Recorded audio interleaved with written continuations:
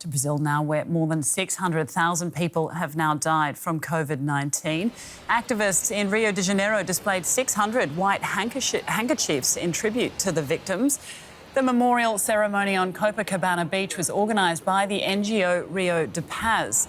Many in Brazil blame President Jair Bolsonaro for the deaths. Bolsonaro has consistently downplayed the danger caused by the virus, and anger at his handling of the pandemic is growing.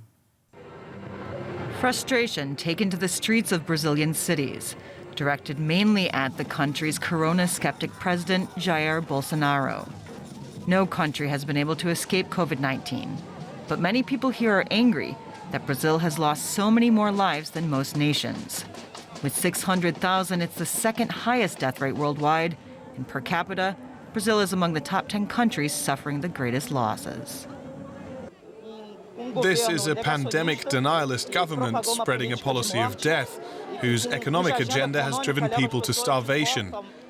We are in a desperate situation here, and the president doesn't seem to care.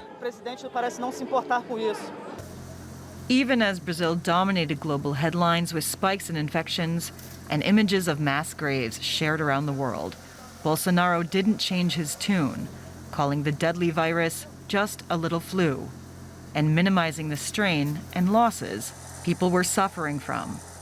He has also repeatedly spoken out against mask wearing and vaccines, while promoting unproven medicines for use by doctors, including recently in a speech at the United Nations.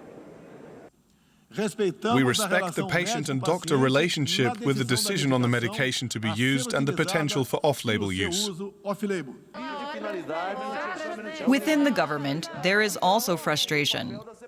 For months, Brazil's Senate has been investigating Bolsonaro's pandemic management, including the use of taxpayer money to purchase experimental medicines.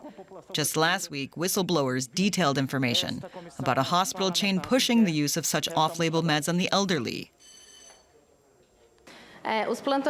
So the doctors explained to me, they gave the COVID kit of meds to the patients and told them, I have to give this to you, because if I don't, they can fire me. But I can tell you that if you take anything from here, take only the proteins and the vitamins, because the other medicines, besides having no efficacy, could be dangerous, specifically for the elderly.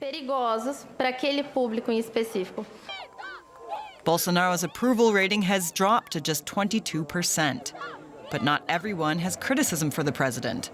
On September 7th, large crowds came out to show support for Bolsonaro on National Day.